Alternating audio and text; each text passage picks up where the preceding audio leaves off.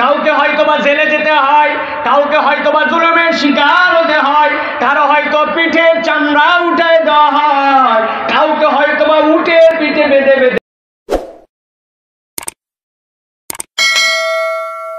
দেখতে পাচ্ছেন আপনার উম্মতকে কষ্ট দেওয়া হচ্ছে। আপনার সাহাবীদের প্রতি নানান ধরনের অত্যাচার হয়। যারা ঈমান আনে, ঈমান আনার কারণে তাদেরকে ভয়াবহ ভয়াবহ পরীক্ষার মধ্যে পড়তে হয়। যারা ইসলাম মানে, যারা ইসলামপন্থী হয়, তাদেরকে নানান ধরনের পৃথিবীর বুকে পরীক্ষা নিরীক্ষার মধ্যে পড়তে হয়। সাধারণ মানুষের কমন পরীক্ষা, জলোচ্ছ্বাসের পরীক্ষা, বন্যার পরীক্ষা, ভূমিকম্পের পরীক্ষা, এইগুলা সব মানুষের জন্য সমান। কিন্তু ঈমানদারদের জন্য দুনিয়ার বুকে ওই ঈমান আনার কারণে আলাদা কোন পরীক্ষায় পড়তে হয়, ঠিক না? কাউকে হয়তোবা জেলে যেতে হয়, কাউকে হয়তোবা জুলুমের শিকার হতে হয়, কারো হয়তো পিঠের চামড়া উঠে দেওয়া হয়, কাউকে হয়তোবা উটের পিঠে বেঁধে বেঁধে মক্কার অলিতে গলিতে ঘুরানো হয়। এই টেন্ডেন্সিতে কিয়ামত পর্যন্ত মুমিন যারা হবে আর মুমিনাত যারা হবে, এই কাফেলার অংশীদার হিসাবে তাদের প্রতিও পৃথিবীতে যুগে যুগে বিভিন্ন প্রান্তে অত্যাচার চলে, ঠিক না?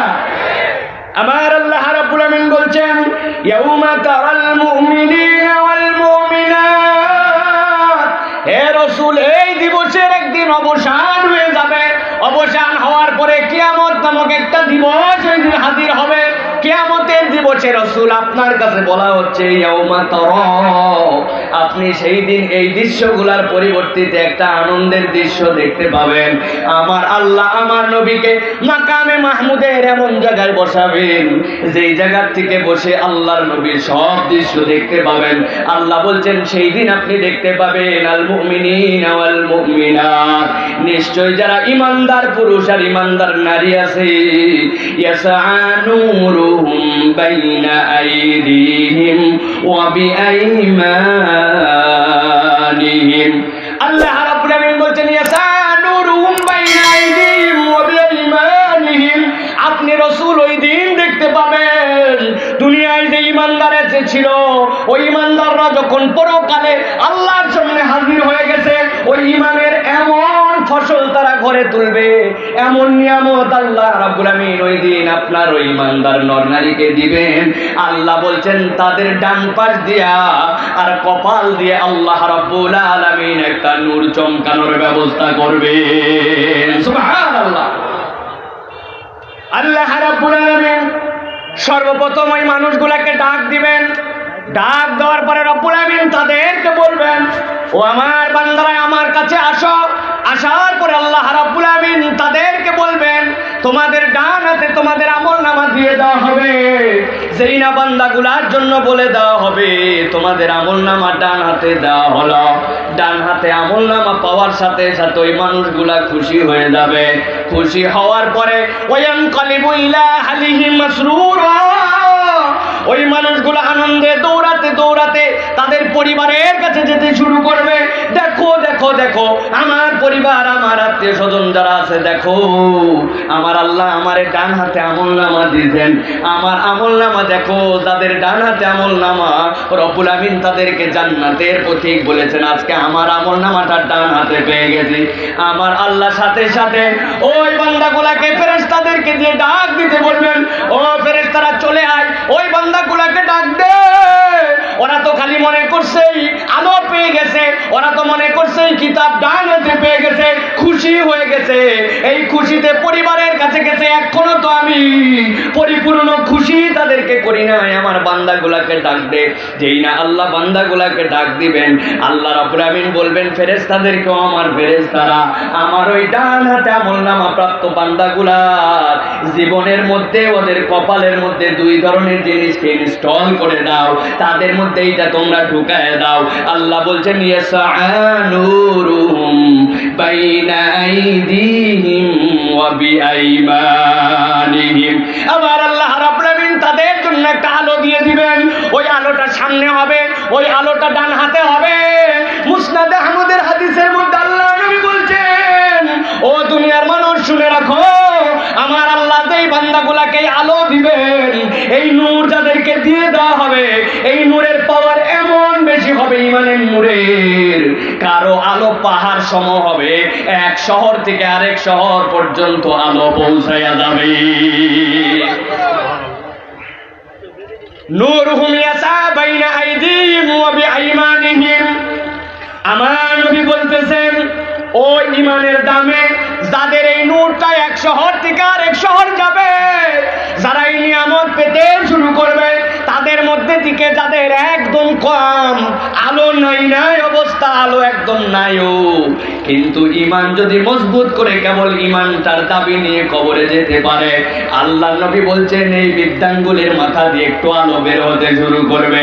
ওই আলোটা কখনো জ্বলবে আবার কখনো বন্ধ হয়ে যাবে, কিন্তু বান্দার ওই ইমানের নিয়ামতের কারণে ওই বিদ্যাঙ্গুলির মাথার যে আলো, ওই আলোটুকুই তাকে জান্নাতে নিয়ে যাওয়ার জন্য যথেষ্ট হবে। আমার আল্লাহ রাব্বুল আমিন বলছেন, যেই না তাদের জন্যই আলো দিয়ে দেওয়া হবে, এখন ফেরেশতারা তাদেরকে খুঁজতে শুরু করবে। যেই আলোওয়ালাগুলো এখন যাদের ডান থেকে আলো চমকাচ্ছে, যাদের কপাল থেকে আলো চমকাচ্ছে, ফেরেশতারা এখন তাদের জন্য খোঁজ খবরি দিতে শুরু করবে। ফেরেশতারা বলবে, ও আলোওয়ালা ভাইরা, তোমরা কোথায় ঘোরো? এই ময়দানে তোমাদের আর থাকার অবকাশ নাই। আমার আল্লাহ রাব্বুল আমিন তোমাদের জন্য যে আলো দিয়ে দিয়েছেন, এই আলো নিয়ে এই ময়দানে আপাতত আর অবস্থান করার তোমাদের কাজ নাই। আমাদের তাহলে কাজ কি? ফেরেশতারা বলতে শুরু করবে, বুশরাকুমুল ইয়াউমা জান্নাতুন তাজরি মিন তাহতিহাল আনহার। সাথে সাথে ফেরেশতারা বলবে, বুশরাকুমুল ইয়াউম,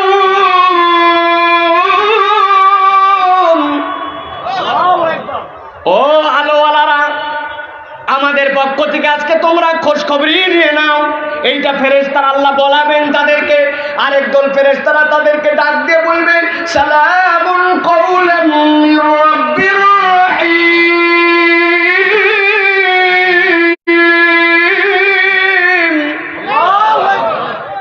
আমার রহমান রহিম রবের পক্ষ থেকে সালাম নিয়ে নাও তোমরা, আল্লাহর পক্ষ থেকে ঘোষণা নিয়ে নাও, বুশরাকুমুল ইয়াউম, আজকে তোমাদের জন্য সুসংবাদ, আজকে তোমাদের জন্য যার উপরে আনন্দের আর সংবাদ হয় না, বুশরা, তোমাদের জন্য খোঁজ খবরি। কই কি খোঁজ খবরি আমাদের জন্য?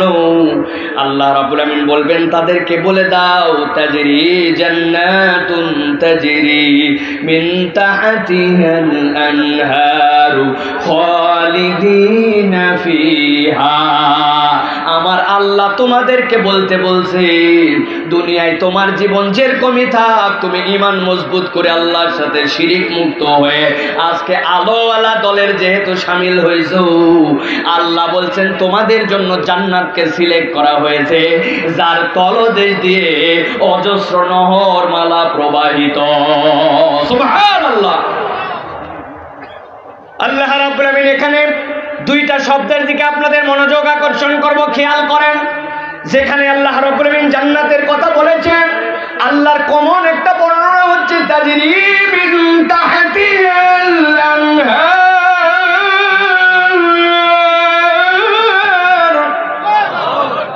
যেখানে আল্লাহ বলেছেন জান্নাত, সেখানে আল্লাহ বলেছেন তাজরি মিন তাহতিহাল আনহার। দুনিয়ার মানুষের কনসেপ্ট হচ্ছে আমাদের পায়ের নিচে হয় বা মাটি থাকে, নয় বা আমাদের পায়ের নিচে কিন্তু অনেক সময় পানিও থাকে, অথবা একটা মানুষ যখন আসমান দিয়ে উঠে প্রকৃতার্থে সে হাওয়ার মধ্যে চলে, সুতরাং তার পায়ের নিচে অনেক সময় হাওয়াও থাকে। এই তিনটা হচ্ছে আমাদের কমন কনসেপ্ট।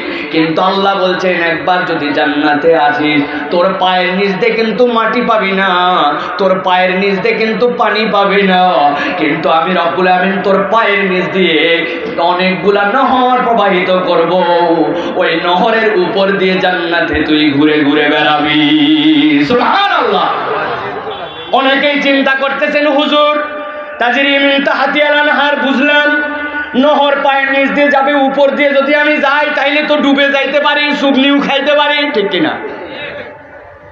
কনসেপ্টটা একটু পরিষ্কার করে নেন আলোচনার মধ্যে, তাহলে হৃদয়ের মধ্যে মজা লাগবে। দুনিয়ার বুকে আপনারা দেখেছেন ছোট ছোট কাচের ঘর অনেক সময় বানায়, ওর মধ্যে বিদেশি অনেক মাছ রাখে, এটার নাম অ্যাকুরিয়াম। শুনছেন আপনারা? ছোট্ট একটুখানি অ্যাকুরিয়াম, কাঁচের ঘর, এর মধ্যে মাছ আছে, লাল মাছ, নীল মাছ, নিচের দিকে আবার পাথর দিয়ে রাখে, দেখেছেন কিনা? আমার বাচ্চা কাচ্চার অ্যাকুরিয়াম অনেক পছন্দ। আমার বাড়িতে 3টা অ্যাকুরিয়াম, ছোট্ট ছোট্ট অ্যাকুরিয়াম। আমার মেয়েগুলা ছোট, এখনো বুঝে নাই। আমি খেয়াল করি দেখি, যখন আমি দূরে আছি, একটু ফাঁকে গেছি, অত পছন্দ ওই মাছটা ধরা। আব্বা নাই, আম্মু নাই পাশে, দৌড়ায় যায় বাহির থেকে এরম করে ধরতে যায়।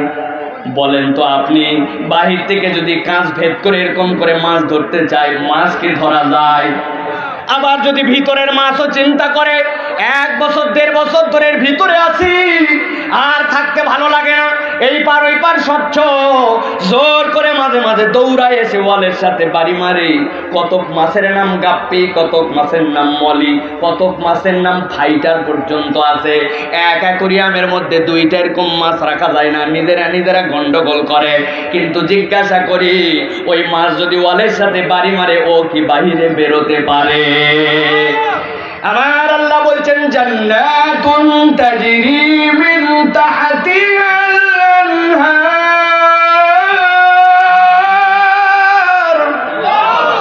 ও দুনিয়ার মানুষ, স্বাভাবিক ছোট্ট একটু অ্যাকুরিয়াম, ওই অ্যাকুরিয়ামের কাঁচ ভেদ করে পার ওপারে যেরকম বেরোতে পারে না, উদাহরণ দিলাম, জান্নাতের সাথে একটুকুই মিলবে না।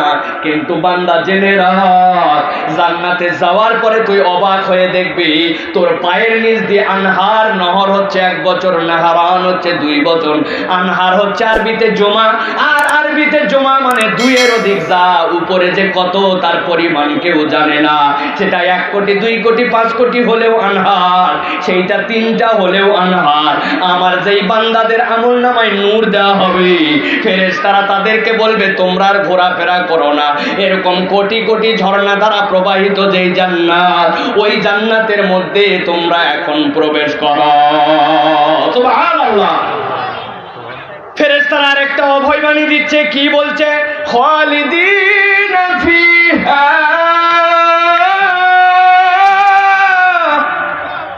ও জান্নাতীরা, এই যে জান্নাতে তোমাদেরকে ঢুকাবেন রব্বুল আলামিন, ওই জান্নাতের মধ্যে ঢুকবি তো, আর ঢুকার ব্যাপারে আল্লাহ বলছেন খালিদিনা ফিহা, ঢুকবি তো ঢুকবি, আর কোনদিন ওই জান্নাত থেকে তোদেরকে বের হতে হবে না বান্দা।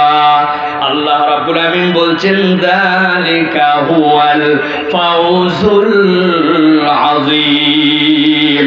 জেনে রাখো, জেনে রাখো, এই জান্নাতের মধ্যে যে ঢুকেছো, আর আজকে যারা আলো প্রাপ্ত হয়েছো, আল্লাহ বলছেন ওটাই কেবল চূড়ান্ত সফলতা। সুবহানাল্লাহ। তাহলে আলোপ্রাপ্ত জল যারা হবে, যারা জান্নাতে যাওয়ার বুশরা পাবে, তারাই কেবল চূড়ান্ত সফল। যালিকা হুয়াল ফাউজুল আযীম। দুনিয়ায় কোন ইমানদার, কোন কেউ বলতে পারে না আমি সফল হয়ে গেছি। বলতে পারবে কেউ? কিসের সফলতার মানদণ্ড? আপনি এক লটারিতে জিতছেন, আপনার 2 ছেলে বিদেশে যেতে পারছে, আগে আপনার কাঁচা ঘর ছিল, এখন সেমি পাকা ঘর তুলছেন, আগে জমি জমাই ছিল না, এখন 2-4 বিঘা জমির মালিক হয়েছেন, আর আপনি মনে করতেছেন আমি সফল হয়ে গেছি। হয় নাই। আল্লাহ বলছেন চূড়ান্ত সফলতার মানদণ্ড আমি দিলাম। কিয়ামতের দিন নবীকে যাদেরকে দেখানো হবে, ওই মুমিন মুমিনাত যাদের আমল নামায় 2টা আলো যুক্ত হবে, ফেরেশতারা যাদেরকে বলবে বুশরাকুমুল ইয়াউম জান্নাতুন তাজরি মিন তাহতিহাল আনহার খালিদিনা ফিহা, তোমাদের আমল নামায় জান্নাত দেওয়া হয়েছে, এর ভিতরে ঢুকছি তো ঢুকছি, আর বেরোতে পারবি না। আল্লাহ বলছেন এই একটা দলই কেবল আল্লাহর কাছে ওই দিন চূড়ান্ত সফল। সুবহানাল্লাহ বলেন। গভীর মনোযোগে খেয়াল করেন, একটা দৃশ্য তাহলে চলে গেল। 3টা দৃশ্যর কথা বলবো বলেছিলাম, মনে আছে তো? শুধু এমনি এমনি শুনেন না, ভালো করে বুঝে শোনেন। একটা দৃশ্য চলে গেল, আল্লাহর নবীকে দেখায় দেওয়া হলো, মনে করবেন এবার দ্বিতীয় দৃশ্য আসতেছে। আল্লাহ রাব্বুল আমিন বলছেন, ইয়াউমা ইয়াকুলুল মুনাফিকুনা ওয়াল মুনাফিকাত। আমার আল্লাহ বলছেন, ইয়াউমা ইয়াকুলুল মুনাফিকুনা ওয়াল মুনাফিকাতু লিল্লাযীনা আমানু উনজুরুনা।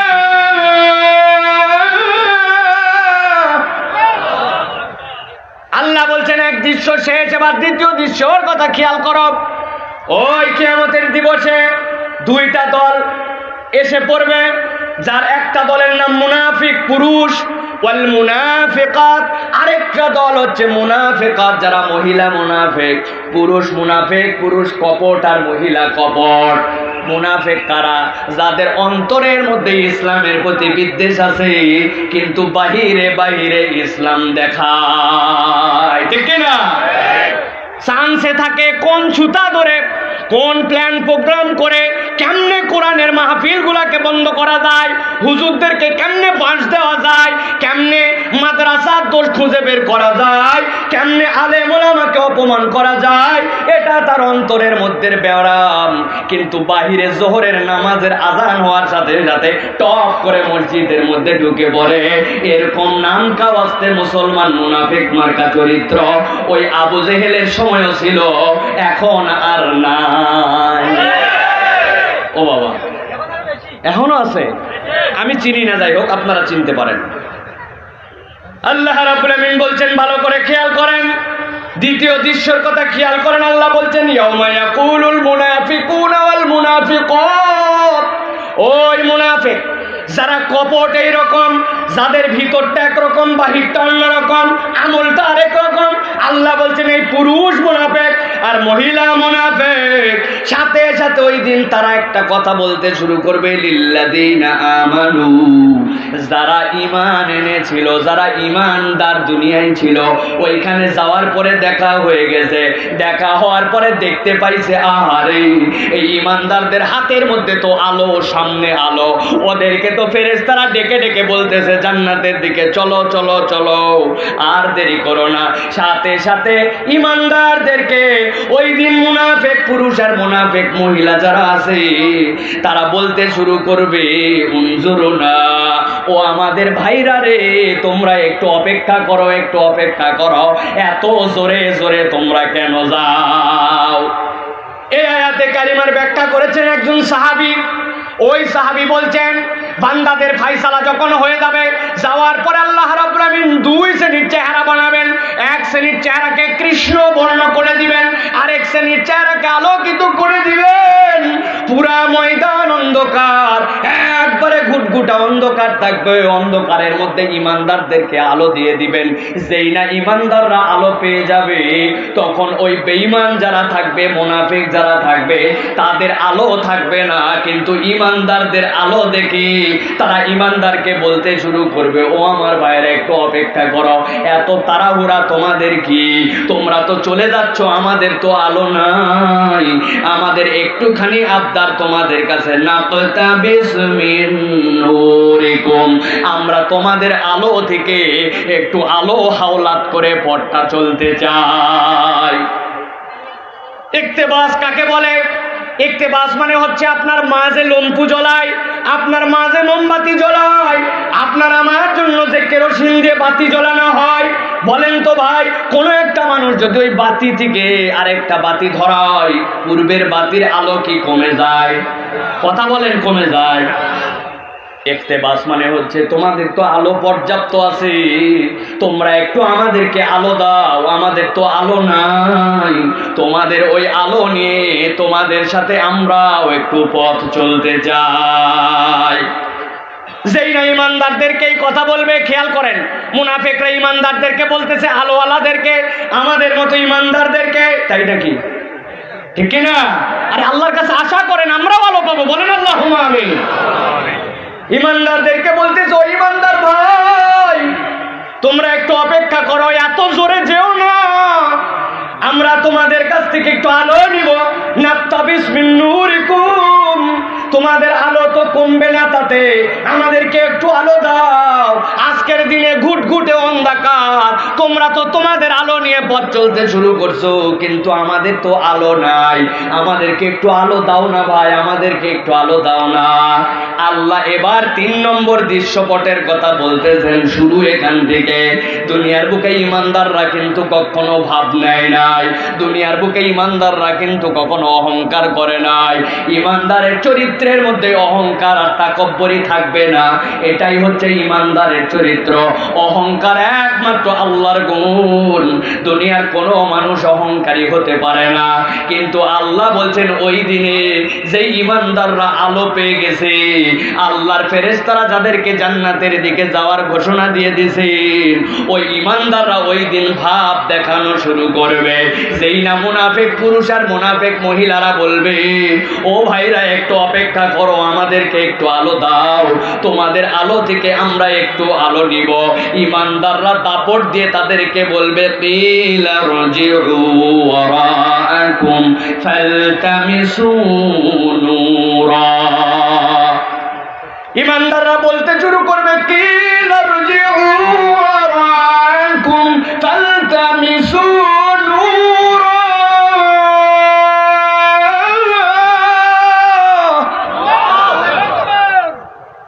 এই খবরদার, আমাদেরকে ডিস্টার্ব করবে না, খবরদার। কি লাইর যেও, যাও যাও, দুনিয়ায় চলে যাও।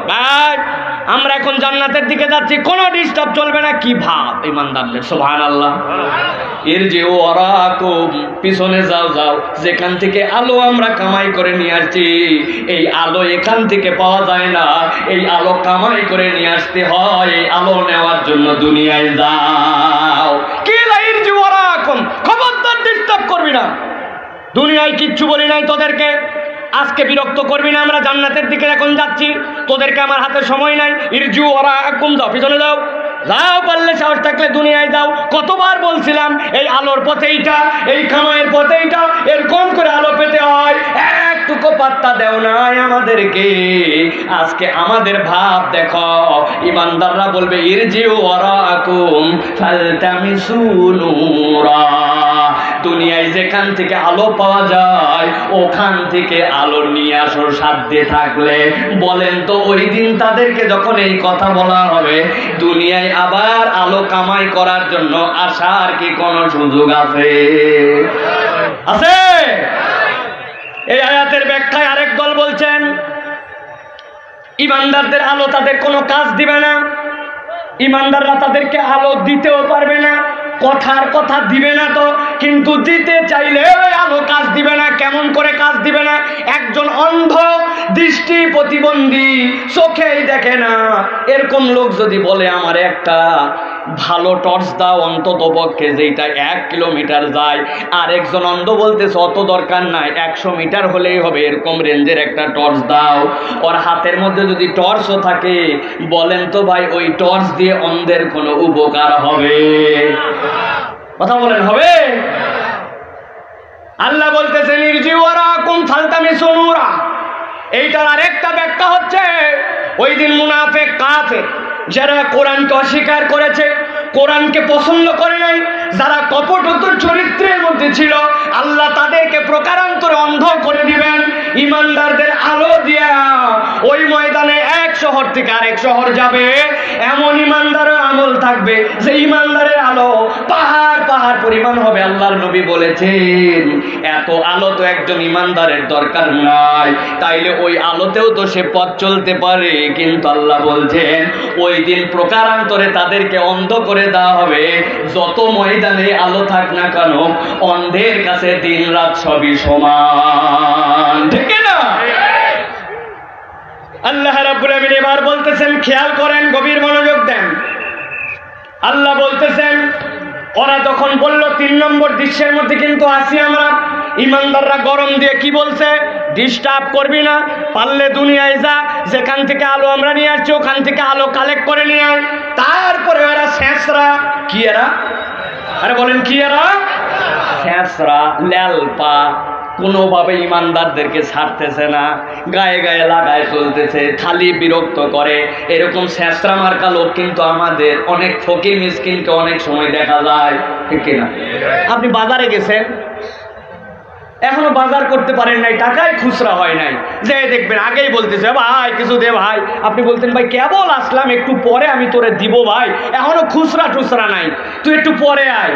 কোনো কথা নাই, দে ভাই, আসছিস যখন দে ভাই। আরে বাইরে ভাই, তুই বিরক্ত করিস না, টাকাটা ভাঙাই, তারপরে তোরে দিব, দে ভাই, আবার দে ভাই।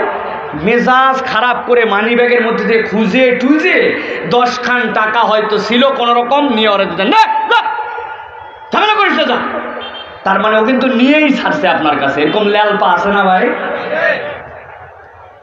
আল্লাহর জান্নাতীরা জান্নাতের দিকে গভীর মনোযোগ দেন। একদল এসে বলতেছে আমাদেরকে আলো দাও। ইমানদাররা দাপটের সাথে একটা উত্তর দিছে। কি উত্তর দিছে? যাও যেখানে আলো আছে এখান থেকে খুঁজে নিয়ে খাও। তারপরে আল্লাহ দেখতেছেন তার ভিআইপি মেহমান, এই মেহমানগুলাকে ওরা ডিস্টার্ব করা তো বন্ধ করে না, তারপরেও তাদেরকে ডিস্টার্ব করতেছে। আল্লাহ রাব্বুল আমিন সাথে সাথে বলবেন, ও ফেরেশতারা, আমার ওই বান্দাগুলা তাদেরকে হুমকি ধামকি দিয়ে সরাই দিছে, তারপরেও দেখি এরা বিরক্ত করতেছে। আমি আল্লাহ তো এটা সহ্য করতে পারি না। ফেরেশতারা যাও। ফেরেশতারা যে কি করবে? ফাদুরিবা বাইনাহুম বিসুরিল্লাহু باطنه فيه الرحمة وظاهره من قبله العذاب।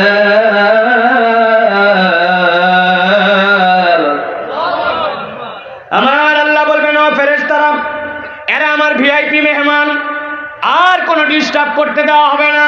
দুনিয়ায় আমি রব্বুল আমিন মৌলিক জিনিসপত্র দেওয়ার ক্ষেত্রে কাউরে আলাদা করছিলাম না। মৌলিক প্রাপ্তিতে দুনিয়াতে আল্লাহ দ্রোহীও যা আল্লাহকে যে ভালোবাসে সেও তা কোনো পার্থক্য হয় নাই। বিষয়টা মনে হয় বোঝেন নাই। একজন 5 ওয়াক্ত সালাত আদায় করে, আর একজন কেবল জুমার দিনে যায়। পাশাপাশি দুইজন জমি লাগাইছে ধানের। 5 ওয়াক্ত নামাজের জমিতে বিঘা প্রতি 25 মণ, আর যেইটা একবার মাত্র সপ্তাহে নামাজে যায় তার বিঘা প্রতি 5 মণ। কথা বলেন। একজন অন্য ধর্মাবলম্বী আল্লাহকে স্বীকার করেন, আল্লাহর সাথে শরীক করে, ও আখ লাগাইছে। আরেকজন আল্লাহকে মানে মুসলমান, সেও কুশার লাগাইছে। মুসলমানের কুশার মিষ্টি, হিন্দুর কুশার তিতা। কথা বলেন। মৌলিক নিয়ামতের ক্ষেত্রে রব্বুল আমিন কোনো আলাদা করেন নাই। কিন্তু আল্লাহ রাব্বুল আমিন এবার তৃতীয় দৃশ্যপট বর্ণনা করছেন। জান্নাতীদেরকে আলো দিয়া জান্নাতের দিকে ঠেলে দেওয়া হলো। ওরা এসে বলল, আলো দাও, আলো দাও। জান্নাতীরা তাদেরকে বলল, খবরদার ডিস্টার্ব করবি না, পিছনে চলে যাও। তারপরেও কথা শোনে না। এবার আল্লাহ বলছেন, আজকের দিনে আমি রব্বুল আলামিন আমার ভিআইপি মেহমানদেরকে আর ডিস্টার্ব করতে দিব না। আল্লাহ বলবেন, যাও যাও, ফাদুরিবা বাইনাহুম বিসুরিল্লাহু বাব। ওই যে যারা আলো আলো চাই, আলো চাই, আলো চাই বলতেছে, তাদের আর ইমানদারের মধ্যে আল্লাহ একটা স্বচ্ছ দেয়াল দাঁড় করায়া দিবেন। সুবহানাল্লাহ। বিসুরিল্লাহু বাব। আল্লাহ বলতেছেন দেওয়ালটা এরকম হবে, তার একটা দরজা থাকবে। দরজাটা কেমন হবে? বাতিনুহু ফীহির রাহমা ওয়া যাহিরুহু মিন কিবালিহিল আযাব।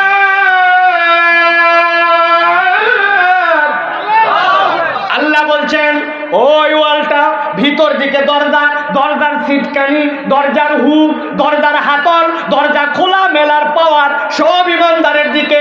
বাতিনুহুর রহমা, ভিতর দিকটা আল্লাহর রহমতে রহমতে আর আল্লাহর স্বস্তিদায়ক পরিবেশে ভরপুর। আর ওয়ালের ওই পাশে যেই সকল মুনাফিকরা একটু আগে আলো চাই বলছিল, ওয়াল এই পাশে, ওই পারে শুধু কষ্ট আর কষ্ট। অনেক সময় আপনারা দেখেছেন এসি বাসের মধ্যে আপনারা চলাফেরা করেছেন, এসি অফিস আপনারা দেখেছেন, কাঁচ দিয়ে সুন্দর করে ভিতরের মানুষ টিপটপ একবারে, কোনো কষ্ট নাই। তার ভিতরে এসি চলতেছে, বাহিরে 43 ডিগ্রি সেলসিয়াস তাপমাত্রা, একটা কাঁচের কেবলমাত্র ওয়াল। ওর ওই পারেই দেখবেন মানুষটা গরমে ত্রাহি ত্রাহি কপাল ঘেমে যায়, আর ভিতরের মানুষটা কিন্তু আরামে স্বস্তিদায়ক পরিবেশে থাকে। ভাই ঠিক না? একবারে চৈত্র মাসের গরম, সিলেট থেকে কক্সবাজার রওনা হয়েছেন, দামি টন টাইট এসি বাস। ওই এসি বাসের ভিতরে চৈত্র মাসেও সুপারভাইজার কন্ট্রাক্টর যারা আছে এসে বলে, স্যার ব্ল্যাঙ্কেট লাগলে আমাদের কাছে চেয়ে নিন। বাইরে কিন্তু গরমে গরম, কিন্তু ভিতরটাতে চৈত্র মাসেও এমন ঠান্ডা যে রাত্রে বেলা অনেক সময় কম্বল দেওয়া লাগে। ঠিক না? আমার আল্লাহ বলছেন একই রকম। এটা তো এই উদাহরণের সাথে মিলবে না, কিন্তু বুঝানোর জন্য বলছি। আল্লাহ বলছেন ফাদুরিবা বাইনাহুম বিসুরিন লাহু, যেই না এরকম কথা বলবে আল্লাহর ইশারায় ওই মুনাফিক আর ইমানদারদের মধ্যে একটা পর্দা পড়ে যাবে।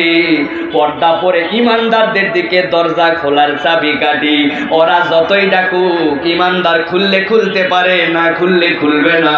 আল্লাহ বলছেন ভিতরের দিকে বাতিনুহুর রাহমা, ভিতরে ইমানদার যারা, আলোওয়ালা যারা, একসাথে তো জান্নাতে রওনা হয়েছে, ওদেরকে আর ডিস্টার্ব করার কোনো সুযোগ নাই। আর যারা ওর বাহিরে আছে, বাপ রে বাপ, কষ্ট ওখান থেকেই টের পাওয়া শুরু করবে। ভাই আপনি যাবেন, মনে করেন ট্রেন জার্নি করবেন, আপনি সিলেট স্টেশনে গিয়েছেন, আপনি ঢাকা যাবেন, আপনি ফার্স্ট ক্লাস প্যাসেঞ্জার, আপনি কিন্তু স্টেশনের মধ্যে থাকার জন্য যান নাই, কিন্তু স্টেশনে আপনাকে হাঁপে নেওয়ার অপেক্ষা করতে হবে, অথবা ট্রেন আসতে একটু লেট হচ্ছে, আপনি অপেক্ষা করছেন, অথবা উঠবেন এখন, আপনি সাময়িক কিছু সময় অবস্থান করবেন। আপনার যদি ফার্স্ট ক্লাস, আপনি প্যাসেঞ্জার হন, ফার্স্ট ক্লাস মানে আপনি যদি ওই টাকা দিয়ে টিকিট কাটেন, এই দুনিয়ার গ্রেডে কিন্তু মানুষ ফার্স্ট ক্লাস নয়, টাকা দিয়ে ফার্স্ট ক্লাস কেনা যায়, ঠিক কিনা? ফার্স্ট ক্লাসের প্যাসেঞ্জার জন্য আপনারা কিন্তু এসি রুমে নিছে, ভিতরে বসাইছে, সোফাতে রাখছে, মাঝে মাঝে এসে বলে স্যার কফি লাগবে কিনা, স্যার কি লাগবে, স্যার স্যার স্যার করতে করতে মুখে ফেনা তুলছে। আপনি কিন্তু স্টেশনে থাকবেন না, মাত্র হাফ আওয়ার, অর্ধেক ঘন্টার জন্য সেখানে আছেন, কিন্তু তারপরেও যেহেতু আপনি ভিআইপি মেহমান, আপনি প্রথম শ্রেণীর প্যাসেঞ্জার, এই জন্য আপনার জন্য ওই স্টেশনের মধ্যেও খাতির করার ব্যবস্থা আছে, ঠিক না? আমার আল্লাহ বলছেন ওই ইমানদারদের মধ্যে, তারা তো জান্নাতে যাবে, আলো পাইছে, কিন্তু ওই জান্নাতে যাওয়ার আগ মুহূর্তে কিছু সময় তো ওখানে অবস্থান করতে হবে। আমার ওই বান্দাগুলাকে তো আমি কষ্ট দিতে পারি না। আল্লাহ বলছেন এই জন্য ডিস্টার্ব যেন কেউ করতে না পারে, বেহুদা অহেতুক লোক এসে যেন তাদের সাথে, তাদের মনোযোগে, তাদের আনন্দের দিনে তাদের যেন ডিস্টার্ব করতে না পারে। এই জন্য আল্লাহ একটা পাঁচিল দিয়ে দিয়েছেন, পাঁচিলের ভিতরের দিকে আনন্দ আর আনন্দ, দরজা খুলবো কি খুলবো না ইমানদারদের হাতে, আর বাহির দিকে ওই মুনাফিক যারা আলো খুঁজতেছিল, আল্লাহ বলছেন মিন কিবালিহিল আযাব, ওখান থেকেই তাদের জন্য কষ্ট দেওয়া শুরু। এই পর্যন্ত বুঝছেন আপনারা ভাই? কারা কারা বুঝেন নাই হাত তোলেন তো ভাই, যে বুঝতো কিছুই বুঝি নাই বুঝি। এবার আমরা ফাইনালের দিকে যাব, খেয়াল করেন, আমার সময় একদম সংক্ষেপ, খুব গভীর মনোযোগ দেন। তিনটা সিচুয়েশন হয়ে গেছে, এবার আমার আল্লাহ রাব্বুল আমিন বলছেন যেই না ওই পাঁচিল ফেলে দেওয়া হয়েছে, পাঁচিল ফেলে ইমানদারদেরকে পার্টিশন দিয়ে দেওয়া হয়েছে আর মুনাফিকদেরকে আলাদা করা হয়েছে। এর আগে বলছিল আলো দাও আলো দাও, ইমানদাররা আলো, তাদেরকে নিজেরটা নিজেরা খুঁজে নিতে বলছিল। এখন তারা কি বলবে দেখেন, আল্লাহ বলছেন ইউনাদুনহুম আলাম নাকুম মাআকুম, যেই না মাত্রই পাঁচিল পড়ে গেছে, পাঁচিল পড়ার পরে রব্বুল আমিন ইমানদারদেরকে ভিতর দিকে রেখেছেন, সাথে সাথে তারা বলতে শুরু করছে ইউনাদুনকুম, তারা ইউনাদুনহুম, ওই ভিতর দিকে যে ইমানদার আছে তাদেরকে এখন আক্ষেপ করে বলতেছে তোমাদের কাছে একটু আলো চাইলাম, তেজ দেখায় বললে যাও আলো যেখানে আছে ওখান থেকে নিয়ে আসো, এখন আবার পাঁচিল দিয়ে আলাদা করে দিলে আমরা তোমাদের কাছে একটু শুনতে চাই কেন এরকম আচরণ করতেছো ভাই। আলাম নাকুম মাআকুম, আমরা কি দুনিয়াতে তোমাদের সাথেই ছিলাম না? খেয়াল করেন প্রিয় ভাইয়েরা, মুখস্থ করেন এই শব্দটা, আলাম নাকুম মাআকুম বলেন সবাই, আবার বলেন আলাম নাকুম মাআকুম, আলাম নাকুম মাআকুম। ওই মুনাফিকরা বলবে আলাম নাকুম মাআকুম, ওই ইমানদারেরা রে তোদের কাছে একটু আলোই চাইলাম, আলো তো দিলি না, এখন নিজেরা দরজাও লাগাই দিছি। আমরা তোদের কাছে একটু জিজ্ঞাসা করি, আমরা কি তোদের সাথে ছিলাম না? একই বাজারে কি আমরা বাজার করি নাই? আমরা কি একই বাপের সন্তান ছিলাম না? আমরা কি একই সাথে অনেক সময় খেলা দেখতে মাহফিলে ময়দানেও আমরা তো একই সাথে গেছিলাম। আমরা তো একই এলাকার দোকান থেকে বাজার করতাম। আমরা তো একই প্রার্থীর অনেক সময় ভোটের ক্যানভাসও করেছিলাম। আমরা তো দুনিয়ার বুকে একই সাথে বসবাস করতাম। তুই তো আমারে চিনিস, আমি তো তোর অপরিচিত কোনো মানুষ নাই। আক্ষেপ করে ইমানদারদেরকে বলতে শুরু করবে, আলাম নাকুম মাকুম, আমাদের সাথে এরকম আচরণ কেন করতেছিস? আলো চাইলাম, আলো দিলি না, ঝাড়ি মেরে বললি আলো নিয়ে আয়। এখন আবার বেশি ডিস্টার্ব করার কারণে পর্দা দিয়ে দিলি, পর্দার ভিতরে বড় আনন্দে আছিস। আমরা কষ্ট আর কষ্ট। ও আমার ভাইয়েরা, ও আমার বন্ধুরা, ও আমার এলাকা তো লোকেরা, তোদেরকে তো চিনি, বল এরকম করিস কেন? আলাম নাকুম মাকুম, আমরা কি একসাথে ছিলাম না? ইমানদাররা সাথে সাথে সত্য একটা উত্তর দিবে। ইমানদাররা বলবে কালু বালা, একটুকু মিথ্যা কথা তোমরা বলো নাই, অবশ্যই তোমরা আমরা একসাথেই ছিলাম। ইমানদাররা কি বলবে? কালু বালা, আমরা একসাথেই ছিলাম। কে বলছে আমরা অস্বীকার করছি না? আরে তোরে তো আমি চিনছি, তোরে চিনবো না মানে? আমার থেকে ভালো কেউ চিনতে পারে নাই। ওই তো উত্তর গ্রামের দক্ষিণ কোনার বাড়ি ছিল তোর, তুই আর আমি একই স্কুলে পড়ছিলাম, কতদিন একই মোটর সাইকেলে গেছিলাম, বাজারের মধ্যে দেখা হয়েছিল। তোরে চিনবো না মানে কি? ইমানদার বলবে কালু বালা,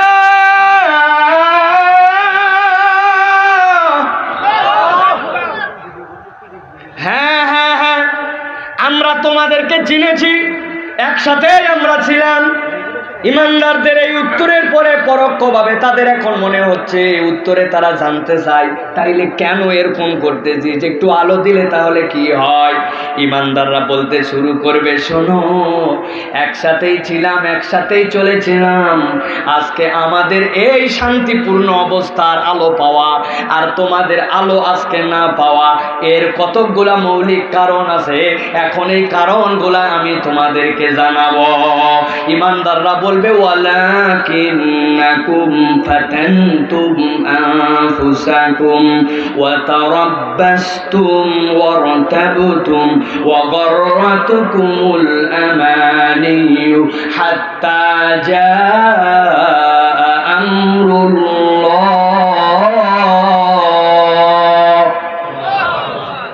ইমানদাররা সাথে সাথে বলবে, আজকের দিনে তোমরা আমাদের কাছে জানতে চেয়েছ আমরা কি তোমাদের সাথে ছিলাম কিনা। আমরা তোমাদেরকে উত্তর দিয়েছি, হ্যাঁ তোমাদের সাথেই ছিলাম। তাইলে আমাদেরকে আলো একটু দিলে না কেন? পাঁচিল কেন পড়লো? ভিতরে কেন শান্তি, বাহিরে কেন অশান্তি? ইমানদাররা বলবে, ও ভাইয়েরা, আর ডিস্টার্ব করো না, কারণটা তোমাদেরকে জানাই দে।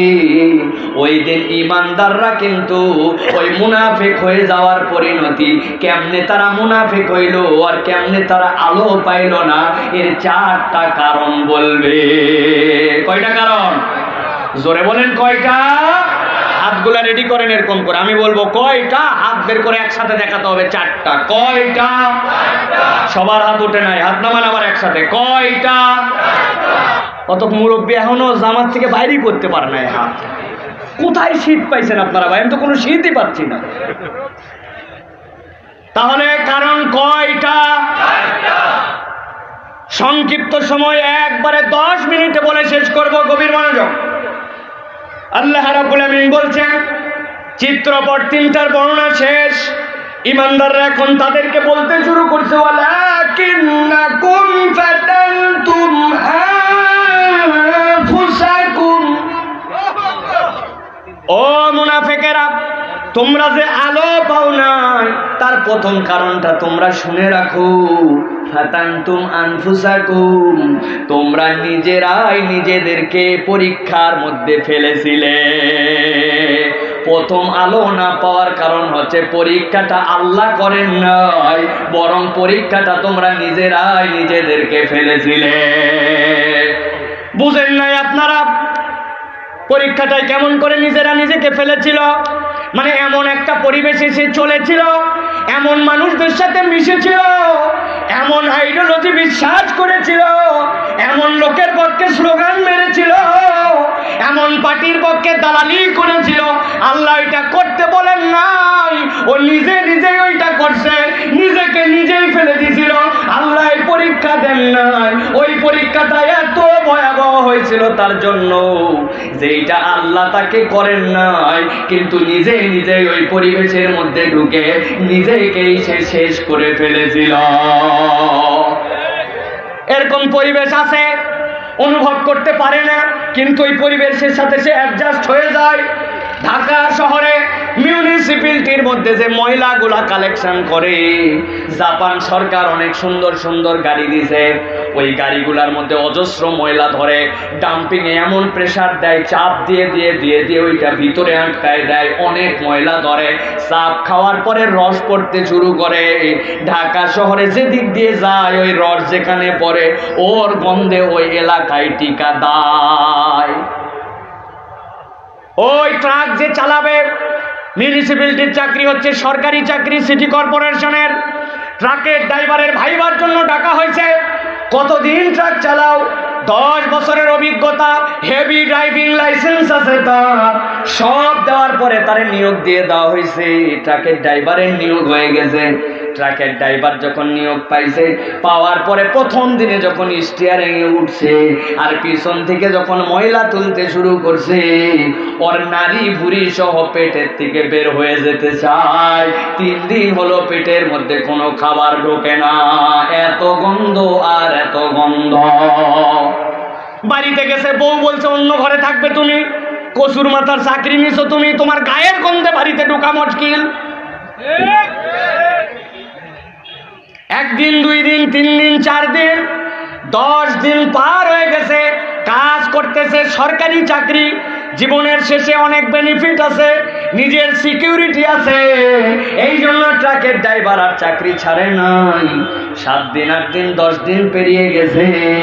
পেরিয়ে যাওয়ার পরে প্রথম 3-4 দিন যেই লোকটা ভাত খেতে পারে না, এখন কাজের ফাঁকে যখন ক্ষুধা লাগে ওই গাড়ির থেকেই নেমে দোকান থেকে বার্গার কিনে, দোকান থেকে পাউরুটি আর কলা কিনে ওই গাড়ির মধ্যে বসেই আবার কলা আর পাউরুটি খায়। কারণ এখন ময়লার গন্ধ আতর হয়ে গেছে, ময়লার আর কোনো গন্ধ নাই। তাই ময়লার আর কোনো গন্ধ নাই, ময়লার গন্ধ ময়লার জায়গাতে আছে, গন্ধ বরং আরো বেড়েও যেতে পারে। কিন্তু যেই ব্যক্তিটা এটাকে ড্রাইভ করতেছে, যেই পরিবেশের মধ্যেই ঢুকেছে, ওর নাক ওর শরীর ওইটাকে অ্যাডজাস্ট করে নিয়েছে। এই নেওয়ার কারণে ময়লার গন্ধ যতই হোক এখন আর ওই লোকের ময়লার গন্ধ লাগে না, ঠিক না? ভালো করে বুঝেন, আতরের দোকানে যদি আপনি যান, ভালো দামি আতরের দোকানে যদি আপনি যান, আতরের সেন্ট আপনার হাতে দিবে, এইখানে দিবে, এইখানে দিবে, 3-4টা শোনার পরে আপনার আতরের কোনো ভ্যারাইটি কিন্তু আলাদা করতে পারবেন না। আতরের দোকানে যে দেখবেন ছোট্ট একটু কৌটার মধ্যে কফি রাখে, কফি, ব্ল্যাক কফি, কফি খাই না আমরা, ওই কফিটা মাঝে মাঝে শুঙায় নেয়, নতুন একটা আতর শুঙানোর আগে কফি শুঙায়। কফি শুঙালে আপনার আবার স্মেল নেওয়ার যে চ্যাপ্টার এইটা নিউট্রাল হয়ে যায়, আবার নতুন একটা আতরের সুগন্ধ তখন আপনি পান। দোকানে পরীক্ষা করে দেখবেন ভালো দোকানে এইটা আছে, তার মানে সুগন্ধির দোকানে ঢুকলে আপনার সুগন্ধিও শরীরে অ্যাডজাস্ট হয়ে যায়, ভালো লাগতে লাগতে কোনটা ভালো পার্থক্য করতে পারে না। আমার আল্লাহ বলছেন ওয়ালাকিন্নাকুম ফাতানতুম আনফুসাকুম, আমি আল্লাহ তোমারে খারাপ বন্ধু, খারাপ পরিবেশ, এইরকম খারাপ পরিস্থিতিতে তোমারে আমি আল্লাহ পাঠাই নাই, কিন্তু বান্দা নিজেকে ওই রকম পরিবেশের মধ্যে ফেলে দিছে। খারাপ বন্ধু, অসৎ স্বর্গ, এমন পরিবেশ, সেই পরিবেশে তুই না থাকলেও পারতি। বেনামাজির সাথে ঘুরতে ঘুরতে আগে নামাজ পড়তো, এখন নামাজ বাদ দিয়ে দিয়েছে। এমন কতগুলা দলের আইডিওলজি নিজের জীবনে নিছে, এখন বাধ্য হয়ে দল করার কারণে ইসলামের বিরোধিতা করা লাগে। আল্লাহ বলছেন এইটা আমি আল্লাহ তোরে বাধ্য করি নাই, তুই নিজেকেই নিজে পরীক্ষার মধ্যে ফেলছিস। এটা হচ্ছে আলো না পাওয়ার 1 নম্বর কারণ। অনেক ব্যাখ্যা আছে এইটার, কিন্তু ব্যাখ্যা করার সময় সংক্ষেপ, আমি সংক্ষেপে বলি। এবার 2 নম্বরে আল্লাহ রাব্বুল আমিন বলছেন, তাহলে তোমরা নিজের জীবন বিচার করে দেখো, ওই দিন যদি আলো পেতে চাও তাইলে বান্দা সাবধান হয়ে যাও, এইরকম পরিবেশের সাথে দুনিয়ার স্বার্থে নিজেকে নিমজ্জিত করো না, যেখানে গেলে আল্লাহ হারা হও, রসুল হারা হও, এইরকম জায়গায় তুমি যেও না। এরকম কঠিন পরীক্ষায় নিজেকে নিজে ফেলে দিও না, একবার ফেললে সেখান থেকে বের হওয়া যায় না, ঠিক না? আমরা আগে শুনেছি সর্বহারা নামে দল ছিল, শুনছেন আপনারা? সর্বহারাতে যে একবার নাম লেখাইছে, যদি বলতেও চাই আমি আর তোমাদের সাথে এই ডাকাতি মাকাটির মধ্যে নাই, আমারে তোমরা ছেড়ে দাও, সবাই মিলে ওরা মেরে ফেলতো। কারণ কি? তুই সবার তত্ত্ব জানিস, আমরা কোথায় কি করছিস সব জানিস। তুমি এখন সুফি হইছো, হয়ে তুমি এখন ডাকাত না হয়ে সুফি সাহেব হয়ে ঘুরবে, আর আমাদের কথা তথ্য পাচার করে দিবে, হবে না। হয় আমাদের সাথে থাকো, আর ছেড়ে যেতে চাইলে একবারে ব্রাশ ফায়ার করে দিব, দুনিয়ার থেকে বিদায়, ঠিক না? বুঝে নেন প্রিয় ভাইয়েরা, ওই অবস্থায় আমরা নিজেরাই নিজেকে ফেলেছি। কি হলো মাইকের? মাইক বন্ধ হয়েছে। প্রিয় মুসলমান, তাহলে এইটা গেল আমাদের জন্য প্রথম যে কারণ, যেটা আমরা বললাম। এবার দ্বিতীয় কারণটা একটু খেয়াল করেন। আল্লাহ বলছেন 2 নম্বর কারণ হচ্ছে ওয়াতারাব্বাসতুম। আল্লাহ বলছেন তোমাদের আলো হারাবার দ্বিতীয় কারণ হচ্ছে তোমরা দীর্ঘসূত্রিতা করেছ। আজকের দিনে তোমরা যে আলো চাচ্ছ আমাদের কাছে, কিন্তু আলো পাচ্ছ না, কারণ তোমরা তোমাদের জীবনটাকে দীর্ঘসূত্রিতার জীবনে ফেলেছিলে। দীর্ঘসূত্রিতা মানে কি বুঝেন? ভাই তুই আজকে বিকাল থেকে চল না নামাজে যাই, বলে আজকে কি বার হুজুর? বুধবার। কালকে বৃহস্পতিবার, তারপরের দিন শুক্রবার। হুজুর চিন্তা করেন না, এই যে আসতেছে শুক্রবার, শুক্রবার জুম্মার থেকে আমি নামাজ ধরছি, আমি আর নামাজ ছাড়তাম না। এই 2 দিন নামাজ পড়ে নাই, দীর্ঘসূত্রিতা করতে ঝুলায় রাখছে নিজের জীবনকে। মুরব্বী, আপনার বয়স তো 50-এর কাছাকাছি, আল্লাহ আপনারে যা সামর্থ্য দিছে সেই হিসাবে তো আপনার হজে চলে যাওয়ার কথা, হজ করে ফেলার কথা। কি ব্যাপার আপনি তারপরেও হজে যান না কেন? কই এখনো ব্যবসা পাতি গুলা গুছায় নিতে পারি নাই, আর 2-1 বছরের মধ্যে গুছাইয়া নিয়া এরপরে হজে যাব তো যাব, আসার পরে সুফি সাহেব হয়ে যাব। তার মানে বোঝা যায় এখন উনি যে ব্যবসা করতেছে ওই ব্যবসার মধ্যে 2 নম্বর আছে। প্রিয় মুসলমান, এই জন্য আল্লাহ রাব্বুল আমিন বলছেন ওয়াতারাব্বাসতুম, তোমরা দীর্ঘসূত্রিতা করেছো, প্রতীক্ষা করেছো। এই যুবক, তোমার ওই বাজে বন্ধুর সাথে তুমি কেন এখনো মিশো? ওই বন্ধুটা তুমি ছেড়ে দাও, ওই খারাপ সম্পর্ক ছেড়ে দাও। হুজুর ছেড়ে দিব মানে ওরে আর চিনবই না, এসএসসি পর্যন্ত কেবল এক স্কুলে আছি, আর মাত্র 1টা বছর। এখন যদি এই খারাপ বন্ধুরে ছেড়ে দেই তাইলে লোকে কি বলবে, ওর বাপ মা কি বলবে? এতদিন একসাথে ঘুরলাম, এখন ওই বা কি বলবে? আমার এসএসসি খালি শেষ হলে দেখবেন আমি ঢাকায় চলে যাব, কলেজে ভর্তি হব, এই সকল বন্ধু বান্ধবের খেতা পুড়ি, এদের সাথে আমার কোনো সম্পর্কই থাকবে না। কিন্তু ওই যে 1 বছর অপেক্ষা করতেছি, এই আগের পর্যন্ত সিগারেটের গন্ধ সহ্য করতে পারতো না, কিন্তু যেই বন্ধুটার থেকে তার সরার কথা ছিল ওইটা সিগারেট খর, হতে হতে আস্তে করে গাঁজা খর, তারপরে ইয়াবা খর। ইনি কিছু না শিখলেও ওই বন্ধুর থেকে অন্তত সিগারেট খাওয়াটা শিখে ঢাকায় গেছে। আছে কিনা এরকম? আমার আল্লাহ বলছেন আলো হারাই ফেলবো, কিন্তু আমরা আল্লাহ রাব্বুল আমিন ইমানদারদের আলোওয়ালাদের মুখ দিয়ে বের করতেছেন ওয়াতারাব্বাসতুম। ও আমার বান্দারা, তোমরা দীর্ঘসূত্রিতা করেছো, নিজেরাই নিজেকে খারাপ পরিবেশের মধ্যে রেখেছো। কেবল রাখেই নাই, ওইটা চেঞ্জও নিজেকে করতে চাই না, অপেক্ষা করে আর অপেক্ষা করে। আল্লাহ বলছেন এইটা আলো হারাবার আর মুনাফিক হয়ে যাওয়ার কিন্তু দ্বিতীয় কারণ। এইরকম আমাদের জীবনেও আছে কিনা অপেক্ষা করা? সবার মনে হয় নাই না? কি ব্যাপার চাচা, 2-3টা বাচ্চা হয়ে গেল, এখনো মুখে দাড়ি নাই কেন আপনার? রাখবো বাবা, রাখবো। আমার আব্বা রাখছিল 35 বছর বয়সে, আমার তো কেবল 34। মানে উনি বুঝাতে চায় দুনিয়ায় উনার দাদা আগে আসছে, তারপরে উনার বাপ, তারপরে উনি আসছে। মরার সময় যদি আল্লাহ চাহে তো উনার দাদা আগে, তারপরে উনার বাপ, তারপরে উনি। আল্লাহ যে সিরিয়ালে পাঠাইছে ওই সিরিয়ালে নিবে নিবে না? এই দেশে কি সিরিয়ালের ব্যতিক্রম আছে নাকি? বাপের আগে ছেলেও মরে নাকি এলাকায়? আল্লাহর কাছে যাই কিন্তু আপনারা একটা আন্দোলন দিতে পারেন, মানি না, মানবো না, দাদাকে আগে নেও। বাপরে কেন নিজো নাকি? চলবে এগুলো? চলবে? তাহলে আপনি এখনো পরিবর্তন হলেন না কেন? এই দীর্ঘ সূত্রিতে আপনি কার জন্য রাখছেন? আল্লাহর বান্দাদেরকে হাজারবার বুঝালো, ও যুবক, টাকনুর নিচে কাপড় পরতে পারবে না, তোমার নবী হারাম করছে। তুমি বলো এই প্যান্ট যে দুইটা কিনছে এইটা, এর পরের প্যান্ট কিনলে আমি চেঞ্জ করব। কেন রে ভাই? তোমার আলো কিন্তু আস্তে আস্তে হারানোর কারণ এরকম ছোটখাটো ইস্যু দিয়ে শুরু। বুঝে নাও প্রিয় ভাইরা, হয়তো কথাগুলো আমার পছন্দ হবে না। বাজে বন্ধু, খারাপ সংস্পর্শ, খারাপ পরিবেশ, কোরআন সুন্নাহ থেকে দূরে থাকা, কেবল দূরেই থাকা নয়, ওই পরিবেশের মধ্যে নিজেকে রাখি, আমরা রাখি আর চিন্তা করি আস্তে আস্তে সরব। আল্লাহ বলতেছেন আলো হারানোর প্রথম কারণ কি ছিল বুঝছিস তো? দ্বিতীয় কারণ হচ্ছে তরব্বাস্তুম, তোদের জন্য দীর্ঘ সূত্রিতা করার কারণে এক সময় আর পরিবেশ পাস নাই, তুই ওখান থেকে আর বেরোতে পারিস নাই, এই কারণে তোমরা আলো হারাইছ। এবার 3 নম্বরে আল্লাহ বলছেন ওয়ারতাবতুম, আল্লাহ রাব্বুল আমিন বলছেন আলো হারাবার আর মুনাফিকিতে যাওয়ার 3 নম্বর কারণ হচ্ছে তোমরা আস্তে আস্তে আল্লাহর বিধিবিধানের উপরে সন্দেহ করতে শুরু করছিলে। কেমন করে সন্দেহ করতে শুরু করছে ভালো করে বুঝেন। 31 নাইটে একটুখানি আমি আতশবাজি ফুটাবো, উপর দিকে একটু পটকা মারবো, ইসলাম বলে না, এটা করা তোমার জন্য জায়েজ নাই। ঈদের রাত্রে একটু লাল পানি খাবো, নীল পানি খাবো, মাত্র বছরে একটা দিন, ইসলাম বলে এটা হারাম। আরে মহিলার দিকে তুমি তাকাতে পারবে না, তারে তুমি টিস করতে পারবে না, অপমান করতে পারবে না, এইটা হারাম। শরীরে একটু যৌবন আসছে, একটু অশ্লীল ভিডিও দেখবো, একটু অশ্লীল নাচ দেখবো, ইসলাম বলে হারাম।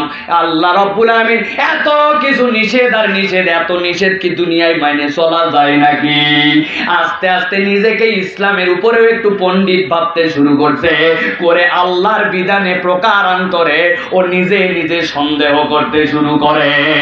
দেখে না সব সুদি কারবারের লোকের সাথে মিশতে মিশতে হাজি সাহেব, নামাজি সাহেব আল্লাহকে পছন্দ করে, রসুলকে পছন্দ করে, কিন্তু মুখ দিয়ে বলে বসে 1400 বছর আগে সুদ মুক্ত সমাজ চলতো, এখনকার আধুনিক সময়ে সুদ মুক্ত করে আর চলা সম্ভব নাকি? ইমানদারও বলে এরকম লোক আছে কিনা? ভালো করে বুঝেন, আমার আল্লাহ বলছেন আলো হারানোর কারণ তুমি তো বুঝো নাই। ওয়ারতাবতুম, তুমি আল্লাহর বিধি বিধানের উপরে প্রকারান্তরে সন্দেহ করতে শুরু করেছিলে। বলেন তো আল্লাহ দুনিয়ায় যে বিধি বিধান দিয়েছেন, আপনার মাথায় কাজ করুক বা না করুক, আল্লাহর বিধানের ভুল ধরার অধিকার কারো আছে? আছে? বিরাট বড় নামাজি ইসলামকে পছন্দ করে, তারাও ফতুয়া দিতে দিতে চিন্তা করতেছে, আল্লাহ বলছে লিযাকারি মিসলু হাজ্জিল উনসায়াইন, দুনিয়ার বুকে একজন পুরুষ যা পাবে ওয়ারিস নামায়, আল্লাহ বলছেন ওর বোনের ডবল তাকে দিতে হবে।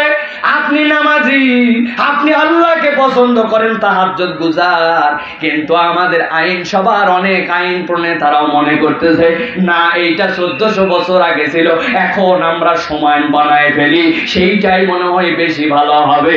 আল্লাহর বিধানে এইটা সন্দেহ করা। আপনি হাজার নামাজি হন আর হাজার রোজাদার হন, আপনি আল্লাহর আদালতে নিফাক নিয়ে ওই দিন কিন্তু আলো পাবেন না। দেখি না প্রিয় মুসলমান, সংক্ষিপ্ত সময় সর্বশেষটা বলে দেয়। আল্লাহ রাব্বুল আমিন বলছেন এই জন্য সর্বশেষ কারণ আলো হারাবার বান্দাদের ও গররাতুকুমুল আমানি হাত্তা জাআ আমরুল্লাহ।